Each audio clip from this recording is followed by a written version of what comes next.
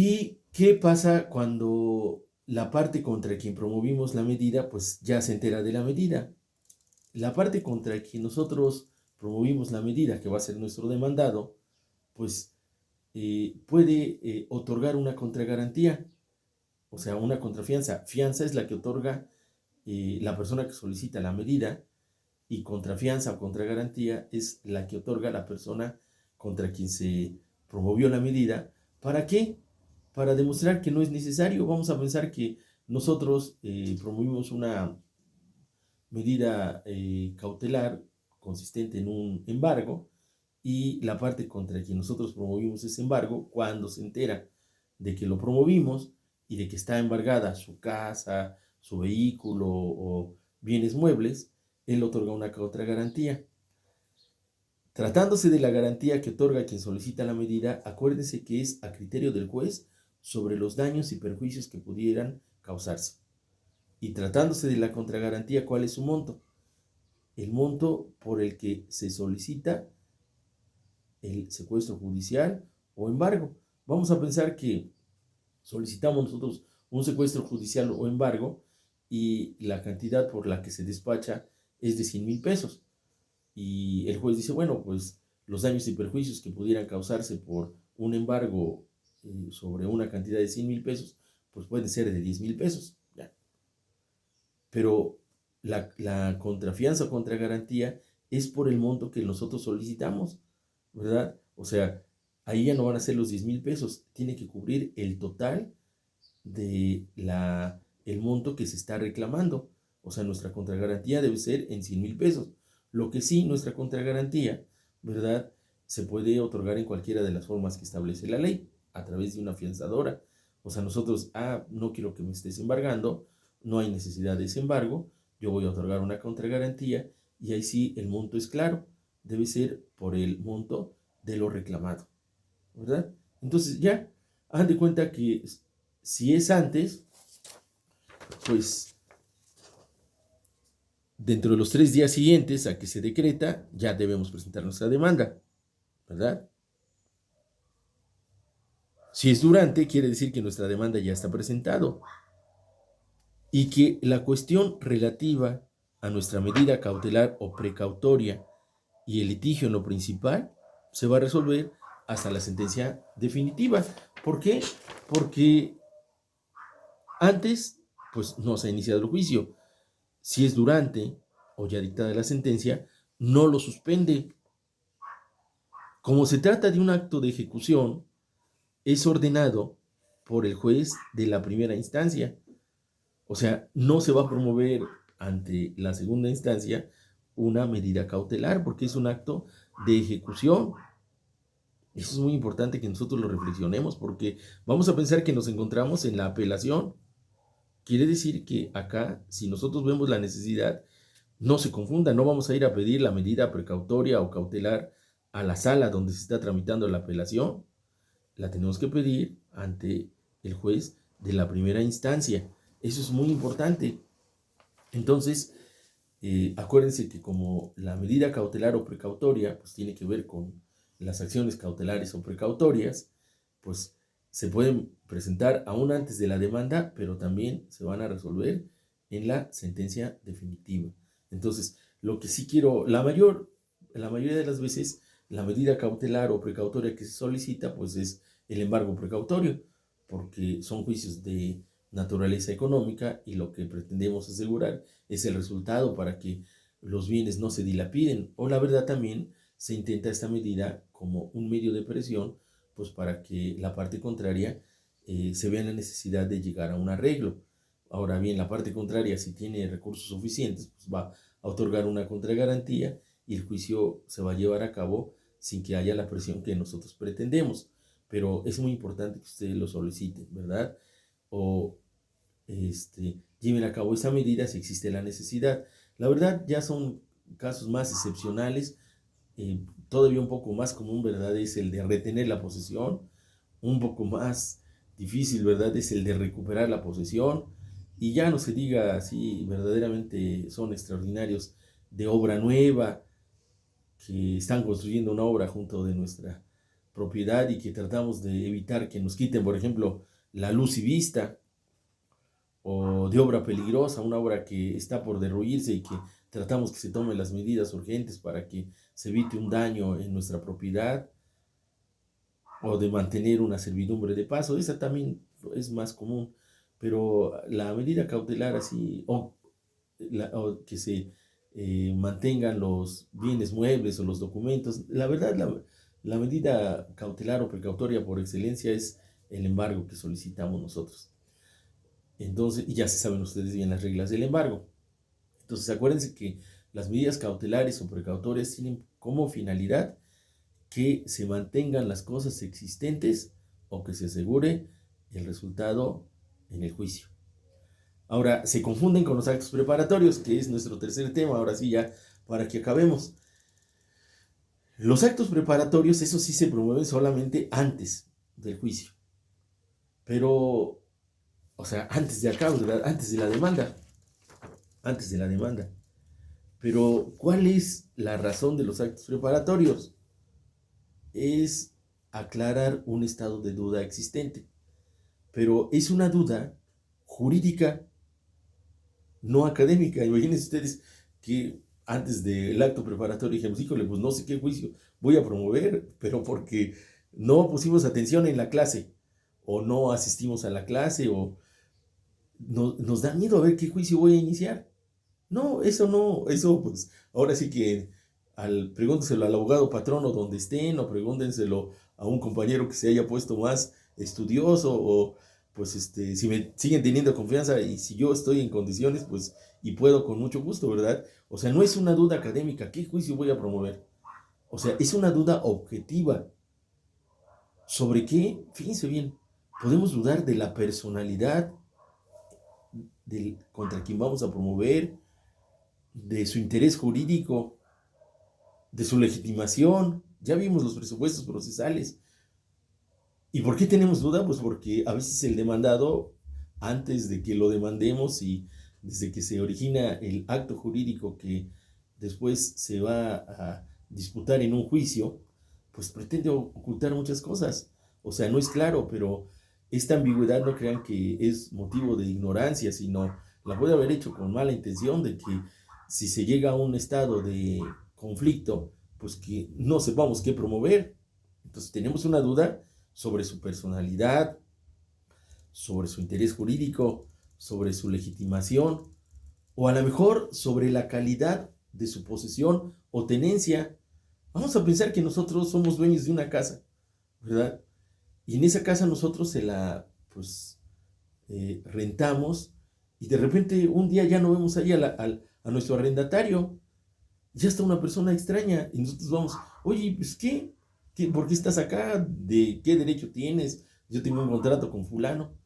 Y la persona no les dice una respuesta concreta, les da largas, o no les contesta simplemente.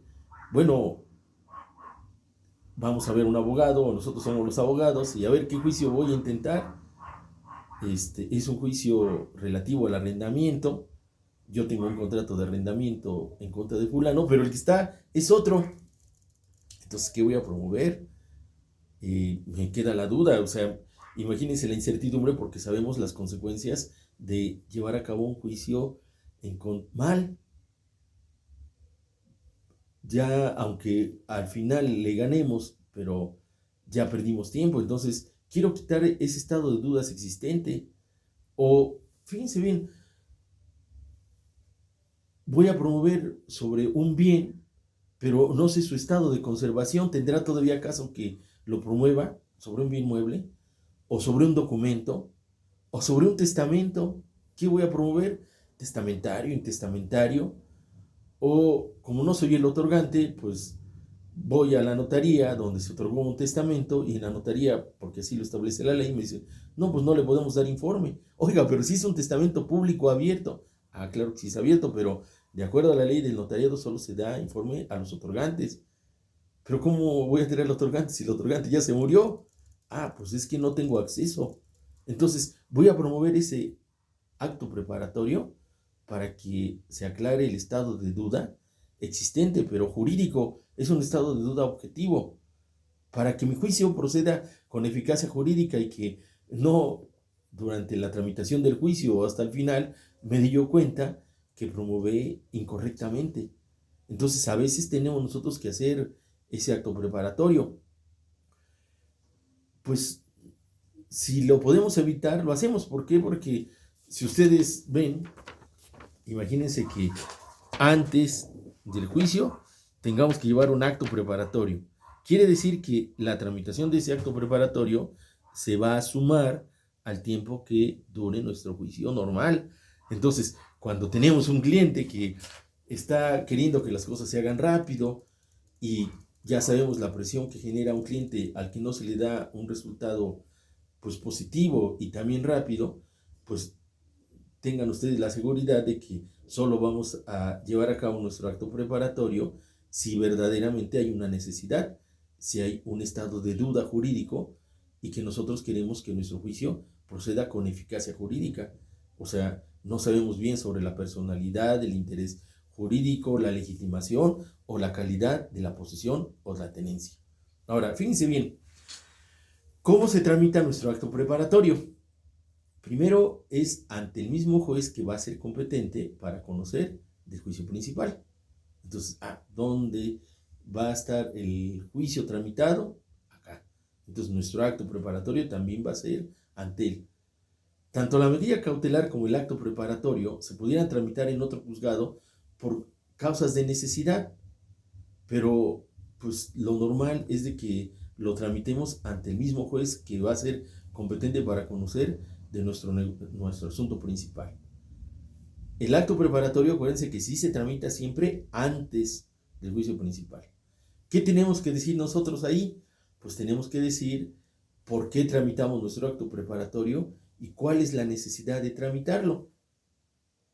Y el juez lo admite y se llevan a cabo las pruebas que hayamos o lo que pretendemos sin audiencia de la parte contraria. Se decreta el acto preparatorio, vamos a decretar el embargo, es la medida cautelar, vamos a decretar una declaración bajo protesta de decir verdad sobre la calidad de posesión o tenencia, o la exhibición de un documento, o la exhibición de un testamento, o la visita a una notaría, para cotejar los volúmenes del notario, donde aparece el instrumento que mencionamos, y hasta ese momento se va a enterar la parte contraria.